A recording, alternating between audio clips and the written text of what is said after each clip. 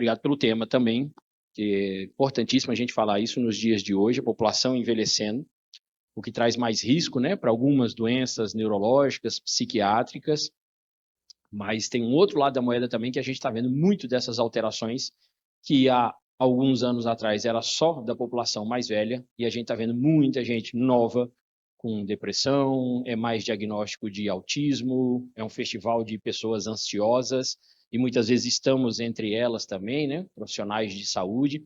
Acho que é um tema extremamente relevante a ser abordado. E fundamental, que foi o que a Ednária conversou comigo, que a Central gosta muito de trabalhar essa visão funcional, essa visão integrativa. É muito fácil vir aqui só e falar assim, a gente vai trabalhar com um inibidor de recaptação de serotonina, vamos trabalhar com antidepressivo. Trabalhar com essas doenças é muito mais profundo. E aí, por ser isso, eu vou começar logo com esse slide simples, assim, que tem para a gente entender que exatamente quadros de depressão não é só dar um inibidor, uma sertralina da vida, uma fluoxetina, vai muito além. E a gente está aqui exatamente para estudar um pouquinho disso. Tá. Então, vamos resumir assim, né? Última palestra, senão fica moroso.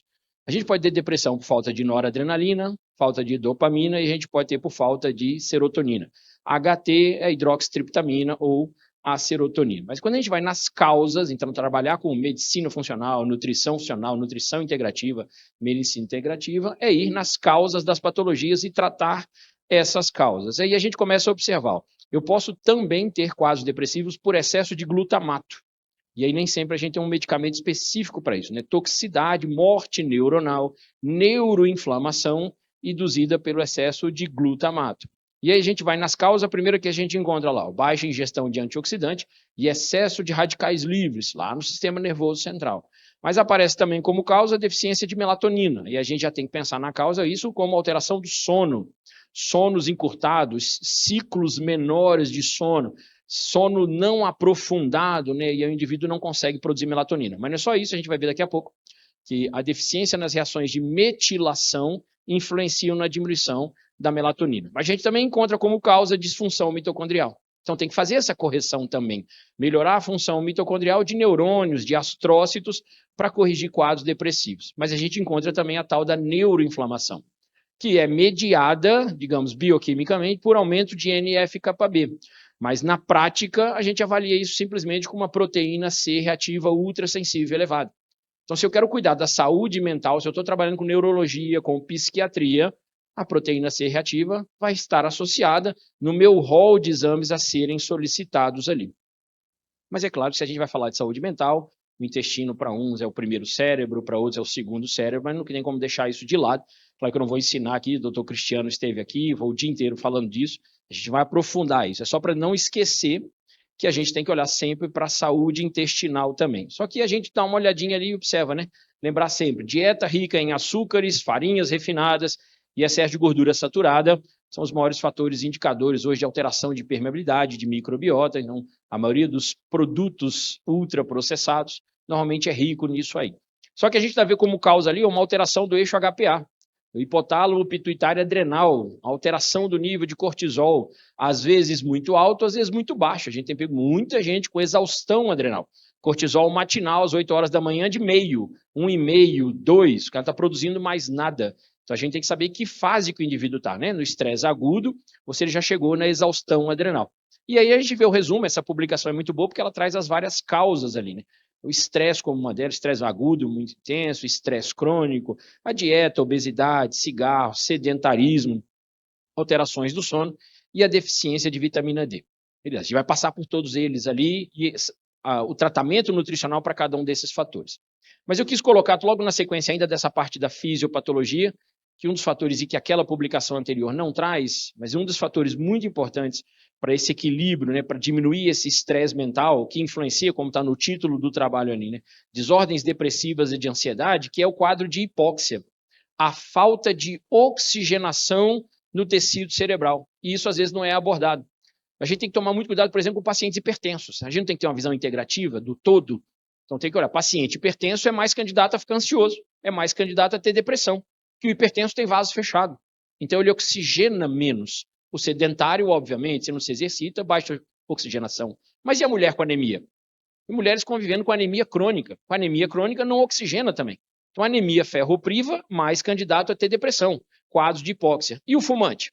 E essa galera jovem hoje fumando vape e negocinho e mistura e fuma pendrive e um monte de coisa junto. Então, eu falo que fuma pendrive, né? O negocinho dentro. Mas a gente vê isso direto. Quem estava aqui tá doido para ir para balada agora aqui, né? O novinho. Viu que tava palestrando aqui? Já querendo ir para festa. Só brincando, mas não tá assim? Para quem convive, eu tenho 3 filhos agora com 17 para 18 anos. O processo educacional está ali junto deles, porque as influências são enormes.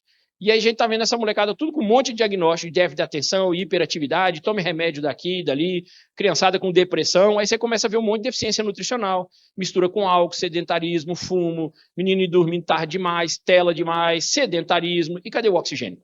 Então, não esquecer disso, tá? Todos esses fatores que levam ao quadro de hipóxia.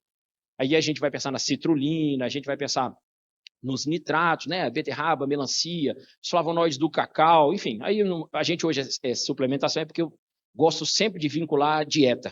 A gente não suplementa só, a gente primeiro vai corrigir a alimentação, né? Tem que pensar o indivíduo como um todo, tá? Aí eu quis colocar essa publicação só logo aqui no início, porque ela é fantástica, tá? Isso aqui é uma diretrizes gerais para o tratamento de desordens psiquiátricas da Federação Mundial de todas as sociedades de psiquiatria biológica. E eles trazem nessa tabela o que já tem de nível de evidência A, ou seja, tem comprovação nível máximo para a gente dar, tanto de nutrientes como de fitoterápicos para tratar as diversas desordens psiquiátricas. Ou seja, não é invenção da gente que gosta de fazer suplementação e dar uma erva X, um nutriente tal, porque a gente já tem diretrizes internacionais de Federação Mundial.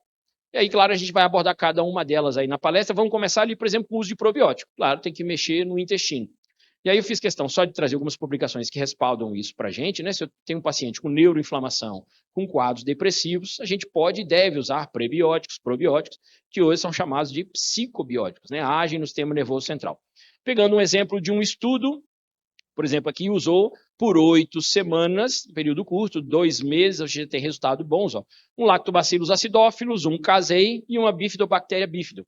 Então, nenhuma mega suplementação, apenas 3 cepas interessantes, uma dose tranquila. Fizeram a avaliação da escala de depressão de Beck, que é muito comum nos estudos. Ó. O grupo placebo diminuiu 1,8 no score e o grupo com probiótico diminuiu 5,3. Essa diferença foi estatisticamente significativa. Então, um probiótico simples, já melhorou quadros de depressão. Mas a gente sabe que dentro da fisiopatologia desses quadros de alterações mentais está envolvido muito o desequilíbrio entre o GABA e o glutamato. Glutamato, neuropeptídeo excitatório, que provoca neuroinflamação, morte neuronal. O GABA é o que acalma. O GABA é que nos faz fugir um pouquinho da realidade na hora que tem que dormir, esquecer dos problemas, né? Ação GABAérgica. E tem muita gente com dificuldade nisso. A gente chama de latência do sono. Deita na cama, rola para um lado, rola para o outro, acorda, não consegue dormir de novo. Isso é falta de GABA ou excesso de glutamato, ou os dois. Está cheio de gente glutamatégica nesse país hoje, né? Gente cuspindo abelha africana para todo lado, briga política para todo lado, ninguém aceita nada, rede social se xingando para todo lado, e os problemas vão aparecer a partir daí. E aí, o que essa publicação que eu trouxe agora há pouco diz quando a gente precisar dessas situações? Nível de evidência ali, ó, nas desordens de ansiedade, desordens de humor. A gente pode trabalhar com NAC, N-acetilcisteína, acabou de passar um produto aqui, né? Excelente, que usa NAC, a gente tem o NeuroHealth também, da Central Nutrition, maravilhoso, e o Crocus ativos, esse açafrão muito comum da Europa. Particularmente gosto muito do Crocus, porque a gente vê esses estudos como esse, de revisões para tratar desordens da ansiedade, e o Crocus, ele é capaz de agir em todos os neurotransmissores, que é onde eu botei em vermelhinho embaixo ali. Ó. Ele age no aumento da serotonina, da norepinefrina, da dopamina, diminui o glutamato e aumenta o GABA. Ele consegue agir em todos os neurotransmissores. Nós já temos excelentes revisões que mostram que, além de depressão, ansiedade e tratar doenças neurodegenerativas, excelente ação em Alzheimer, por exemplo, ou diminui a formação de proteína tal, de proteína beta-amiloide, ou seja, pode usar em vários tipos de patologia. Pode ser que você tenha paciente também que está apresentando síndrome metabólica, um paciente oncológico, um paciente com doença renal crônica. Então, olhar o paciente como um todo, né? Essa visão integrativa e não apenas com alteração na saúde mental. O legal das revisões, isso aqui é uma meta-análise, traz para a gente que você pode usar até as doses de 30 miligramas até 3 vezes ao dia, chegando com dose de 90 miligramas. Então, eu coloquei na palestra alguns exemplos tanto da Central Nutrition como da Central Pharma, tá? Que a gente pode trabalhar com os dois, pode fazer manipulação ainda dentro da Central Pharma também. Ele já tem esses produtos no site, você pode mandar manipular, ó, o Cerenzo junto com o Safrin, que é o produto do Crocus sativus, tá bom? Podemos trabalhar com ele também. E aí a gente tem a teanina, também já temos meta-análise, revisões sistemáticas do uso de teanina em pacientes com alterações mentais. Esse trabalho aqui ele faz uma revisão de estudos, né, uma revisão sistemática, para ver o grau de comprovação do uso da teanina em diversas desordens mentais ali. Então tem lá déficit de atenção e hiperatividade, esquizofrenia, doença obsessiva compulsiva, né, depressão maior, desordens de ansiedade, até a síndrome de Tourette. E eles concluíram nessa revisão que a teanina tem um efeito significativo para reduzir vários sintomas de desordens psiquiátricas, mas em especial, que está ali embaixo em vermelho, esquizofrenia, ansiedade e déficit de atenção e hiperatividade. E aí a gente pode lançar a mão, por exemplo, do Sleep Z. Tá? Ele tem a teanina com a vantagem de ter o inositol. Acabamos de ver aqui a palestra falando do mio-inositol, famosa ação do mio-inositol com magnésio, né? Inositol junto com magnésio, que ajuda na melhora do sono, aumenta a síntese de GABA, relaxa. Então ele traz o magnésio junto com o inositol e tem o triptofano para induzir a formação de serotonina. A teanina, o grande efeito dela é regular os canais de glutamato. A teanina bloqueia a abertura do canal glutamatérgico. Então, evita a entrada excessiva de glutamato. Então, é para dar uma acalmada naquela galera que tem o pavio mais curto, né? Aquele indivíduo que está no consultório e já está brigando com a secretária lá fora porque você atrasou 5 minutos. Sabe aquela que entra e fica balançando o pezinho, mexendo na aliança. Você vai explicar alguma coisa e ela já está perguntando 2, 3 coisas em cima. Então, ansiosa, glutamatérgica. Vamos botar um negocinho aqui para você dormir um pouquinho melhor. Né? Às vezes você já dá uma dose ali, oferece, né? Dentro do consultório mesmo. O que é isso aqui?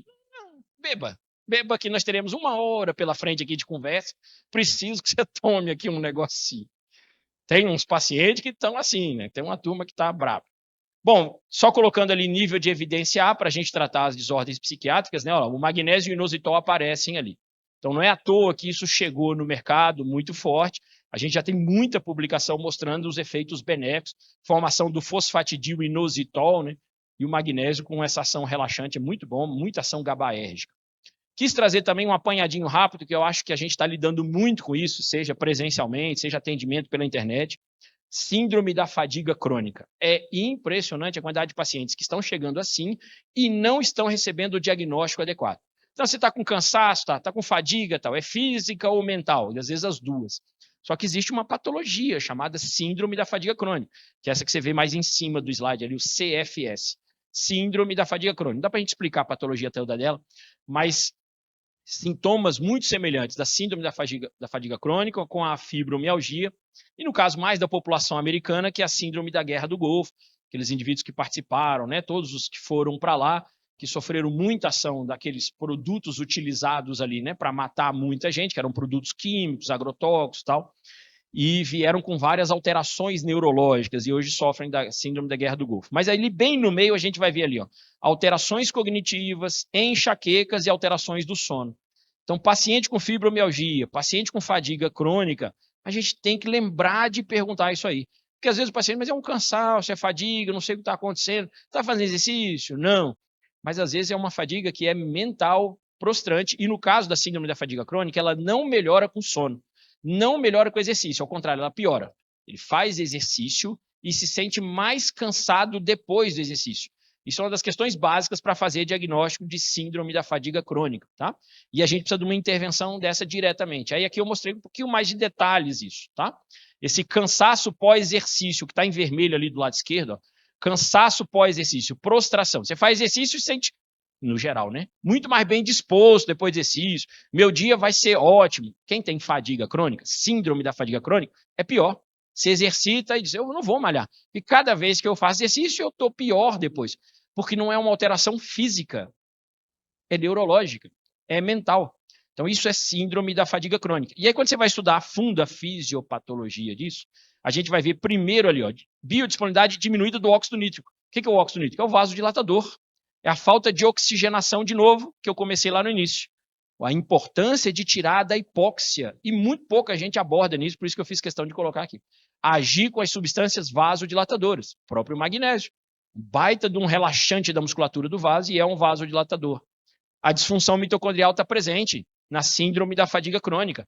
Diminuição da cadeia transportadora de elétrons. Quem é que entra ali? A tal da coenzima Q10. Vamos ter que trabalhar com ela, com certeza, na fadiga crônica. E, por último, pegando a fisiopatologia ali embaixo, ó, hiperativação do sistema imune. Os pacientes com fadiga crônica, alteração mental, têm maior tendência à doença autoimune. Hiperativação do sistema imune é isso. É começar a ter desencadeamento de produção de anticorpos contra várias partes no corpo. Então, os pacientes começam a dizer, será que eu estou ficando celíaco? Será que eu estou com uma hipersensibilidade? Porque agora está tudo me gerando desconforto abdominal. Isso é síndrome, pode, né, ser síndrome da fadiga crônica. Que aí a gente tem que aumentar o que o Cristiano estava falando aqui, linfócito T regulador. Quem mais faz isso, além de prebióticos e probióticos, é a vitamina D. Trabalhado com dose alta.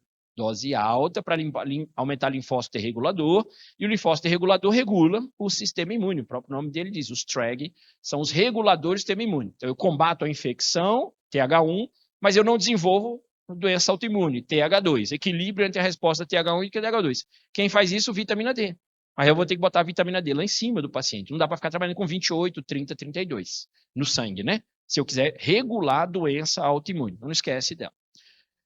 Só dando um enfoque mais forte, assim, se eu tiver paciente com Alzheimer, com Parkinson, tudo isso que está em meio rosinha ali, né? Parkinson, Alzheimer, Huntington, todas essas doenças que está no meio que você está vendo ali alaranjado, disfunção mitocondrial.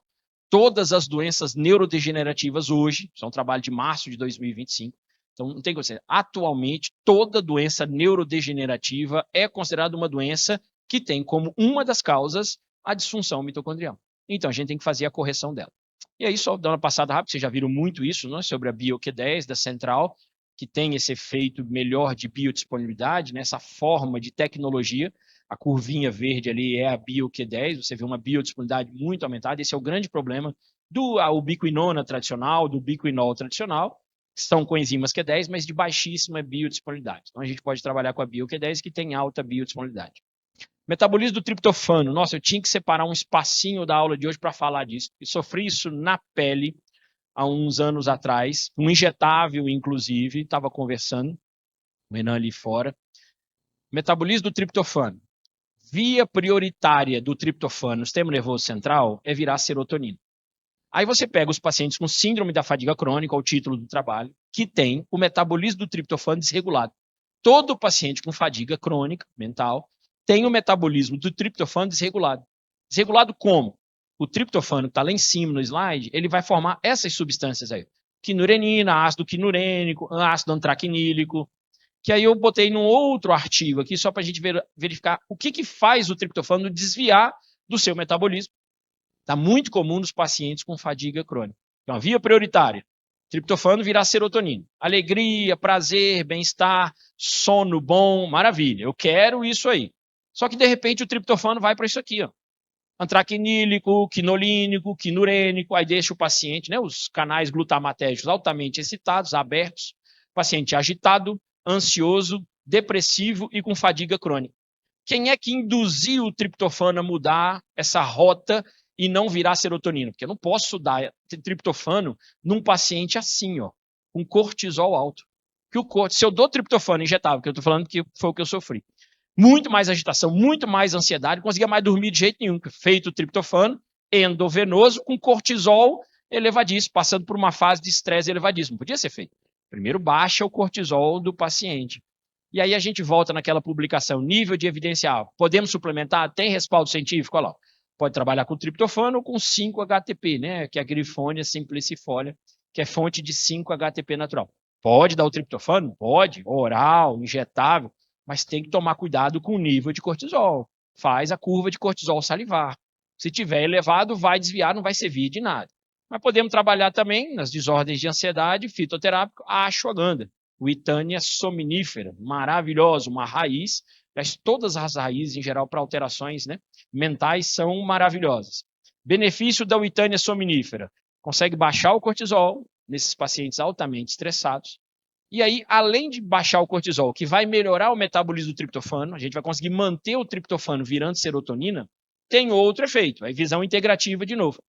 Ali embaixo, nas setinhas vermelhas e verdes ali embaixo. Baixou cortisol, sobe o hormônio luteinizante. Hormônio luteinizante sobe, sobe o DEA, sobe a testosterona. As grandes vantagens. Outro problema crônico. Testosterona baixa na população. Trabalhando demais, dormindo de menos, né? Libido lá embaixo, muita reclamação disso. E a testosterona tem um efeito direto no sistema nervoso central. Testosterona é muito bom para o cérebro, estando nos níveis adequados. Pronto. Aí eu coloquei um trabalhinho, só para citar mesmo ali, deficiência de testosterona em homens adultos. Então, quais são os principais sinais e sintomas de homens adultos com deficiência de testosterona? E aí, na setinha vermelha de baixo, quem que aparece ali? Ó? Raiva, irritabilidade, cansaço, depressão. E nem sempre as pessoas têm esse olhar, né? Aí não vou dar o antidepressivo. A medicina tradicional faz isso. E se fala assim, pedidozinho de exame, para que pediu testosterona?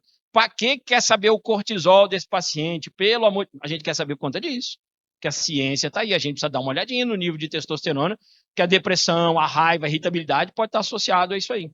Olha um estudo com Itânia sominífera, ó, 200 miligramas, 2 vezes ao dia, total 400 miligramas, pessoas entre 40 e 75, eram homens e mulheres, tá? Entre 40 e 75, 200 miligramas 2 vezes ao dia por 12 semanas, tá? Olha o efeito ali, ó. Olha o score de fadiga, cansaço, tá? Então, o grupo que usou a ashwagandha ou o Itânia sominífera caiu 16 para 9 e o outro grupo caiu 16 para 11, tá? Então, um grupo foi muito mais significativo, o pezinho está ali do lado. E a testosterona, será que mudou? Olha, ó, no grupo com a ashwagandha aumentou 7,2. O controle só 2,2 que aumentou. E especialmente, o que mais importa é a testosterona livre. Quem usou a Itânia aumentou 12. Quem não usou diminuiu a testosterona livre em 1,69. Então ela é bem interessante. Baixo cortisol, aumenta o DEA, é um adaptógeno bem interessante, ajuda muito na libido, na testosterona, e aí vai ter esse efeito também para o sistema nervoso central. Gosto muito da Itânia sominífera, dá resultado, aliás, para várias patologias. Só voltando naquele esquemazinho que a gente estava falando do triptofano, né? Triptofano tem que virar serotonina, via prioritária. Cuidado quando ele é desviado. A gente disse, o cortisol é um desses fatores. Cortisol alto desvia o triptofano. O outro fator que desvia o triptofano, inflamação. Aumento de citocinas pró-inflamatórias. Por isso tem que fazer a PCR, tem que fazer o fibrinogênio, uma ferritina, algum marcador. É porque a PCR é mais baratinha, mais tranquila, mais fácil, sai mais rápido. Sempre PCR ultra sensível. Essa inflamação aqui é inflamação de baixo grau. Então, só ultra sensível que detecta. Se fizer a comum, não vai alterar nada. Vai dizer, não está inflamado, não. Tem que ser ultrassensível. Estou dizendo que a gente lida com colegas de outras profissões, né? E nem sempre vem o exame correto. Inflamação associada à depressão é inflamação crônica de baixo grau. Quem detecta é proteína C reativa ultrassensível. Tem que ser uma sensibilidade muito alta para detectar pequenas variações. Que de 1 para 2 já aumenta risco, por exemplo, de infarto em 33%. De 1 para 2 na PCR, aumenta em 68% de chance de depressão. Tem isso de outra palestra que eu dei recentemente, esses dados já estão na cabeça. Pegando uma meta-análise recente aí, ó, foi feito 37 estudos com mais de 13 mil pacientes depressivos, mostrando que uma proteína C reativa superior a 1, você tem uma taxa de elevação de 58%. Então é dado muito alto. Então o que a gente faz nessas situações com ação antidepressiva, né? Tem que baixar a neuroinflamação. A gente viu. Citocinas inflamatórias desviam o triptofano. Então não pode estar inflamado. Ômega 3, tradicional, bastante anti-inflamatório. E interessante que esse slide que eu usei, um trabalho desse ano, mas a gente acabou de ver um outro aqui também. Eu só não sei se foi na palestra anterior ou na outra do Cristiano. Essa associação tem sido cada vez mais demonstrada isso na ciência. Juntar, dar ao mesmo tempo vitamina D com ômega 3. Os resultados parecem ser melhores nessa situação, aumenta a liberação de serotonina, tem efeitos antidepressivos mais interessantes. Essa revisão, ele já traz inclusive dose sugerida. E eu sempre falo isso, assim, a minha postagem ontem nos stories, não sei se ainda está rodando, já sumiu, mas eu falo exatamente isso, não se subestime, tem tanto estudo mostrando com doses mais baixas, excelentes resultados. Porque às vezes o nutricionista fica frustrado, não, mas é só se eu der 10 mil I, só se eu der 20 mil I. Não é. Tem vários trabalhos e casos de sucesso a gente consegue com doses ali, ó, entre 1.500 e 4.000 I de vitamina D. Já tem efeito antidepressivo, tá? Ômega 3, ó, com 1 a 2 gramas. Pode ser o EPA isolado ou pode ser o mix com DH. 1, 2 gramas, dá para fazer. Pega o ômega 3 da Central, tranquilo, concentradíssimo, tem iFos, tem selinho, tudo ótimo, dá para duas, três soft gel daqueles lá, dá excelentes resultados. Essa aqui é uma revisão que fala sobre qual dose de ômega 3 para diminuir risco de suicídio. Olha que coisa interessante. Então a curva vermelhinha ali, ó, na hora que ela começa a baixar do 1 ali, ó, que é efeito negativo, que é em torno de 1,8 gramas ó, de ômega 3. A partir de 1,8 gramas, a gente já começa a diminuir o risco de suicídio, mas você vai ver uma hora que a curva vermelha ela estabiliza. Ou seja, não adianta dar dose maior. Também não é para dar 6 gramas, 8 gramas, que não vai adiantar nada. Aumenta até a peroxidação e aí o LDL sobe. E você vai ver que ela estabiliza mais ou menos ali, ó, em torno de 3 gramas de ômega 3. Então, entre 1,8, 2, 2,5, 3 gramas de ômega 3, excelentes resultados. Não precisa ficar dando dose mais do que isso, repito, até porque pode atrapalhar a coagulação também, né? E a turma já está dando vitamina K2, aí o médico vai lá, prescreve um anticoagulante, a gente dá K2, dá ômega 3, daqui a pouco o paciente cicatriza. Daqui a pouco tem hemorragia. Daqui a pouco o período menstrual fica 10 dias, né? Sangramento, e não sabe por quê. Então tem que tomar cuidado com o excesso. E aí a gente pode utilizar o ômega 3 da Central aí, excelente opção. Podemos prescrever o SAMI também, né? Nível de evidência A, S-adenosilmetionina para as desordens de humor. Para que eu usaria, professor? Além de juntar com os compostos à base de folato, e aí eles citam ali outros micronutrientes, eu juntaria ali as vitaminas do complexo B. E aí vou mostrar agora por quê, né? Priorizar a vitamina B9, junto com outras vitaminas do complexo B, e trabalhar com o SAMI. Aonde? Aqui, ó. Estamos falando do metabolismo de novo do triptofano. Eu quero formar serotonina, acetilar a serotonina e depois transformar em melatonina. Beleza, o objetivo é chegar ali. A melatonina, o maior anti-inflamatório, o maior antioxidante do corpo, o regenerador geral do corpo, o detoxicante, etc. Só que a gente está vendo a turma com muita dificuldade em metilar. A serotonina, para virar melatonina, ela precisa ser metilada. Aquele que você vê ali, N-acetilserotonina, ela precisa ser metilada. Doação de grupamento metil, quem faz? O SAMI. Esse que a gente pode suplementar, S-adenosilmetionina. Só que o nosso corpo forma SAMI no ciclo da metionina. Aí a gente precisa de quem? Das vitaminas do complexo B. Por isso entra o folato, a vitamina B12, a B6. E tem uma turma grande aí que é paciente de risco, né? Vimos na palestra aqui anterior, bariátricos, muita deficiência de vitaminas do complexo B, a turma usando metformina doidado, né? O glifage XR pega na farmácia sem precisar, né? Só com a prescrição, mas não tem que pagar, né? Então a turma está usando, a gente vê colegas prescrevendo glifage para prevenir câncer. Foi esses dias aí para trás. Quando você vai na fisiopatologia, sim, a metformina tem uma ação anti-câncer fantástica. Mas não é por isso que você tem que ficar tomando metformina se você não tem indicação de resistência à insulina, etc. Né? Vai fazer estilo de vida anti-câncer mais do que ficar tomando metformina. Por quê? Pelo efeito colateral. Glifage, XR, metformina em geral, provoca deficiência de B12, né? Tem que estar de olho nisso. Então não é só o metabolismo da serotonina, quando a gente olha para a dopamina também, olha quem são os cofatores ali, ó. O PLP, que é a vitamina B6, é a formativa da vitamina B6, mas na primeira reação entra a biopterina, e a biopterina é a B9. Tá? É o cofator biopterina, nada mais é do que o folato. Então, B9 e B6 são importantíssimos para produzir dopamina também. Na verdade, todo o complexo B, se eu citar ali mais uma vez, ó, transformação de triptofano em serotonina, aparece a vitamina B3 ali, a niacina. Então, o complexo B age de uma forma geral, ele age em conjunto, e é isso que a gente quer. Então, a gente pode usar, se o paciente tiver uma deficiência específica de B12, pode usar a bio-B12, alta biodisponibilidade, gotinha, né, fácil de ser utilizada, mas a Central também tem o bio-B-complex, tem todas as vitaminas do complexo B, tem colina e inositol, então para formar, né, acetilcolina, neurotransmissor da memória, o fosfatidilcolina, o fosfatidil-inositol, não são importantíssimos, a gente pode fazer uso. E o magnésio, professor? Excelente. Você vai ver a curva aí, ó, quanto maior é a dose de magnésio, menor é o risco de depressão. Até uma hora lá embaixo que ela quase achata, né? Mas ali, com dose de 300, 350 miligramas, a curva começa a achatar. O que quer dizer isso? Dose muito acima disso, 350, 400 miligramas, não vai fazer muito efeito. Mas o magnésio é excelente. Vantagem da Central é ter produzido 3-Mag. Nossa, sou apaixonado nesse produto aí. Dinaira sofre comigo ainda. Dinaira, tá acabando o 3-Mag, preciso. É que me faz dormir. Tem 3 magnésios aí, e todos de alta biodisponibilidade, mas em especial para doenças neurológicas. Porque quando a gente avalia os estudos, ó, quais são os magnésios que mais entram no cérebro? É isso que esse estudo avaliou aí, tá? Do lado esquerdo do slide você vai ver ali assim, o nível de magnésio no cérebro, o brain ali, que consegue atravessar a barreira hematoencefálica. Então você vai ver o roxinho ali, ó, é o taurato de magnésio, o laranjadinho é o glicinato de magnésio, bisglicinato, todos têm no 3-mag. Então, eles entram muito, atravessam a barreira hematoencefálica e isso ajuda bastante. E para a gente ir finalizando a palestra, eu quis trazer um dado que estou usando muito, a Valia de Naira, consegue um para mim ali, está dando resultado demais. É que especificamente eu estou com o meu filho, né, que tem artrite reumatoide, um deles, e eu estou fazendo uso agora do beta-cariofileno.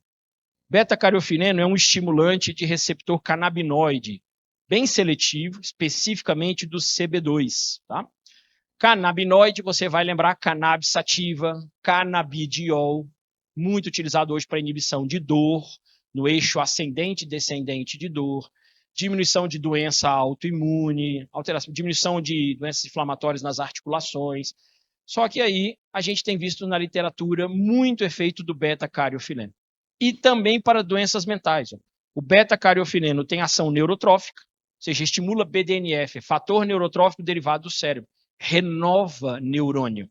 Isso para um paciente pós-AVC, por exemplo, é maravilhoso. Que teve morte de muito neurônio, que você tem que recuperar neurônio, maravilhoso. Paciente que fuma, que tem morte neuronal adoidado, que dorme pouco, né? E, além disso, o beta-cariofileno tem efeito ali para diminuir resistência à insulina, ao estresse oxidativo e reduzir a neuroinflamação. Eu gosto muito especificamente do óleo de copaíba, tá? Talvez seja a fonte mais concentrada do beta-cariofileno. Você vai ver um estudo aqui, ó, em compulsão alimentar. Fiz questão de trazer para a gente encerrando a palestra. Compulsão alimentar sendo tratada com beta-cariofileno. 100 miligramas por 8 semanas. Podia tomar no almoço ou no jantar. 100 miligramas beta-cariofileno. Olha o efeito ali, ó, o score de compulsão alimentar. 3,9 no basal, depois de 8 semanas caiu para 3,2, diminuiu 0,7. Isso lá no grupo placebo. E no grupo que tomou beta-cariofileno, 3,8 caiu para 2,3. Foi menos 1,5, mais que o dobro, tá? Então, o efeito foi bem mais significativo. E com um detalhe, eles fizeram análise de alguns neurotransmissores e analisaram, por exemplo, orexina. Orexina produzida que aumenta a fome, aumenta o apetite, que a gente não consegue controlar. E aí eles fizeram a avaliação, ó, o grupo controle baixou, ele aumentou 171 para 178, ou seja, aumentou fome no grupo controle, aumentou orexina 1, e no grupo beta-cariofileno diminuiu, ó, menos 41, bem significativo, tá? Então, beta-cariofileno diminuindo orexina, para controle de apetite. Fantástico, das coisas mais difíceis de fazer, para tratar essa turma, né, ansiosa demais, que coloca todo o seu efeito de ansiedade na alimentação, não está fácil. Você está vendo o boom das canetinhas aí tentando o GLP-1. E aí a gente tem o beta-cariofileno que pode ajudar. Só onde é que tem o beta-cariofileno? No Secure. Já conheceu esse produto? Está ali fora. Estavam demonstrando. Ele é a base de beta-cariofileno. Maravilhoso. Está dando muito resultado especificamente com o meu filho na doença autoimune. Tá? Estou tratando, zerando dor. É impressionante o efeito. É como se fosse um canabidiol colocado ali em cápsula. Em vez de ser cannabis, você está usando o beta-cariofileno, que é retirado do óleo de copaíba, e o geraniol, que é retirado do urucum. Coitada, ela ia tirar a foto e eu passei. Me perdoe, voltei. Desculpa, tire a foto. Pronto. Coisa feia, professor, não se faz isso. Vai lá. É só para completar a informação. O Secure é beta-cariofileno com geraniol. Geraniol é tirado mais do urucum. Tá? Brasileiríssimo urucum. Sabe o que ele tem feito? Para testosterona. É lotado de estudo científico do efeito do urucum, geraniol, tá? Para aumento de testosterona. Esse GGOH aí, ó, é geraniol. Isso é um estudo, usou 600 miligramas, tá? 300 miligramas por cápsula, 9 semanas, testosterona lá em cima. Efeito muito bom. Então, você está dando um produto que inibe dor, doença autoimune, efeito fantástico, inclusive para aumento da testosterona. Isso para a gente fechar, se você precisar de algo assim mais forte, né, para modular receptor canabinoide, CB1 e 2, para diminuir dor, para diminuir compulsão alimentar, estou trazendo essa publicação aí que é importantíssima, que tem outros ativos, você não precisa ir no canabidiol, agem ali ó, no CB1, CB2, já está comprovado a curcumina, o resveratrol e a epigalocatequina 3-galato. 5 gramas de açafrão da terra no shot, eu estou falando assim a forma que eu faço, tá? entre 50 e 150 ml de suco de uva integral. Isso depende do atleta, eu faço sempre pré-exercício ou pós-exercício, que é o que dá para fazer, né? Suco de uva sem água, sem açúcar, concentrado, entre 50 e 150 ml. Às vezes no pedalzão, por exemplo, de hoje tinha um meu que foi fazer 120 km de pedal. Então aí eu já boto 200, 250 ml, que tem muito estresse oxidativo, o cara vai nessa lua aí, nesse sol, nessa secura, né? Então o estresse oxidativo é bem grande, né? Inalando aquele monte de monóxido de carbono, dióxido de carbono, de carro, moto, caminhão. Então a gente capricha e cuida da saúde dessa galera também. E um sachêzinho de chá verde, um sachêzinho assim no meio da manhã, começo da tarde, acabou. Você já colocou isso na alimentação. Claro que você pode usar um Corredox, o objetivo principal não é esse, é na cardiologia, né, o Corredox, mas ele tem ali 100 miligramas de resveratrol, e você pode usar também ali da Central Pharma uma cúrcuma longa ali, ó, 450 miligramas, se quiser fazer suplementação associada. Tá bom, pessoal? Obrigado de novo pelo convite.